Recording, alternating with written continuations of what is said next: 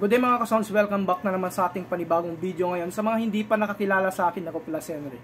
So mga ka-sounds, yung topic natin dito, meron kasing nag-request dito no, sa active speaker kung pwede ba daw na lagyan natin ng equalizer ito.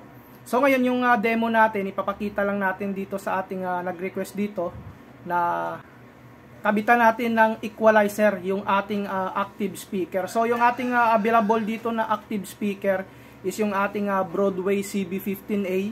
Tapos gagamit tayo dito ng mixer na NBRE Series 8 channel. Tapos yung gagamitin natin din dito na equalizer is yung equalizer 231 ng Broadway.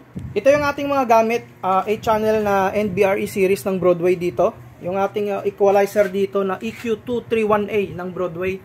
So 31 band channel ito na equalizer. Tapos ito naman yung ating active speaker dito. Bali D15 ito.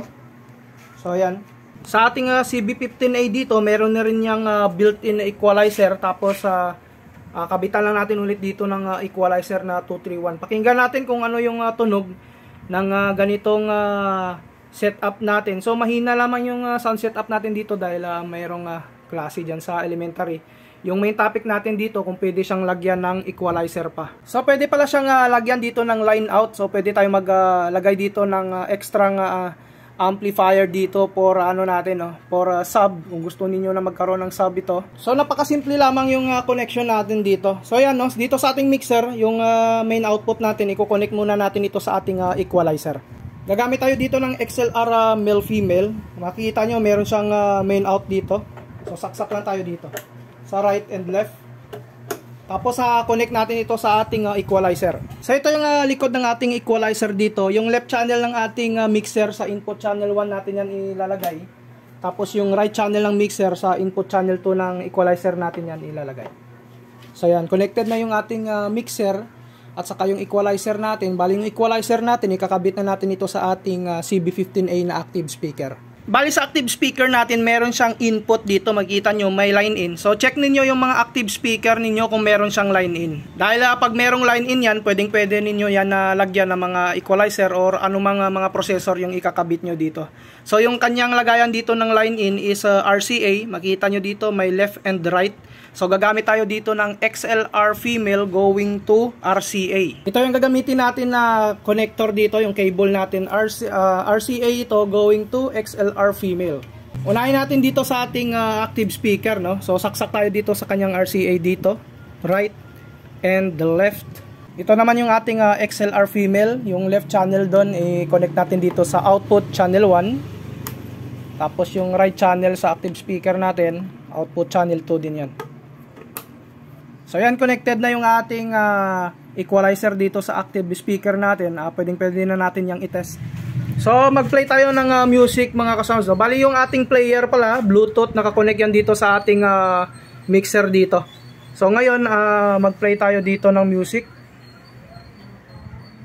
So ayan, nagpi-play na yan. Volume lang tayo dito sa mixer muna natin. Ayan. So ganito lamang yung volume natin dahil may klase sa elementary school. Ayan. Ayan, connected yan sa left and right ng ating active. So tingnan natin dito sa equalizer kung gumagana siya. So dito muna tayo sa kanyang output level So ayan, marinig ninyo gumagana yan Ayan. Subukan natin yung mga band ng equalizer natin.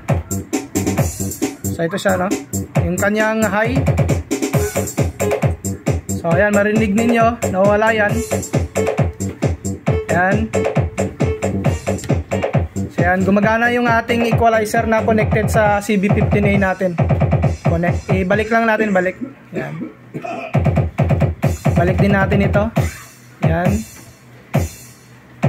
So ayan, gumagana siya. Okay, yung ating connection dito. Dagdag tayo sa mid ng konti. Ito, bawasan pala natin. Ayan. Ayan. Marinig ninyo. Ayan. So, gumagana yung ating equalizer. Ganyan lamang kadali yung pag-connect ng equalizer sa ating isang active speaker. So, ito na yung request mo, sir, Ayan. Active speaker tayo with equalizer.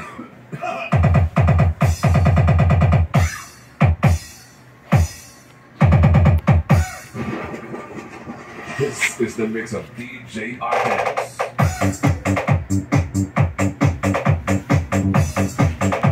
So mahina lamang yung volume natin dahil may klase sa elementary school. Hindi pwede na magpalakas tayo dito ng volume. So gumagana yan, equalizer natin 231, connected yan sa ating active speaker.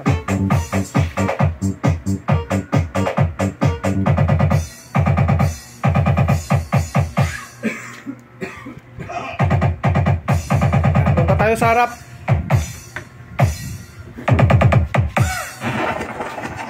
This is the mix of DJ Artemis.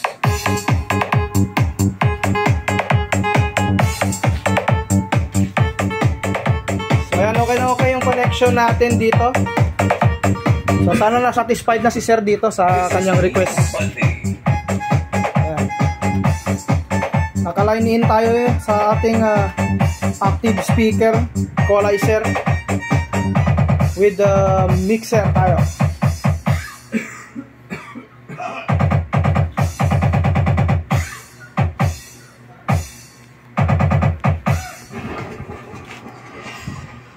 So mga ka-sounds, yun nga yung connection natin dito. So yun lamang yung sound check natin dahil pinakita lang naman natin dito yung connection natin sa ating active speaker with the equalizer. So kailangan natin ng mixer dito dahil yung ating equalizer wala namang Bluetooth ito na pwede nating kabitan ng ng player natin. So pwede naman tayo magdirekta dito sa equalizer kapag meron tayong XLR female going to 3.5 mm. So isasaksak lang natin yan sa ating player, gagana na siya kahit walang mixer. So yun nga no, not to mention na lang kay sir sa nag-request. Hindi ko alam kung sa TikTok ba siya nag-comment or sa YouTube.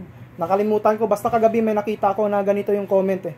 So ngayon ginawa na lang natin ng video para at least makita niya yung ating connection dito na patunay na mapagana natin yung ating active speaker dito na merong equalizer. So yun nga mga ka-sound, sana nag-enjoy kayo sa panonood ng video topic natin sa ngayon. So hanggang dito na lang muna. Sa mga bago nag-subscribe, huwag niyong kalimutan na i-hit yung notification bell button para sa mga video updates natin na i-upload. Maraming salamat mga kasama.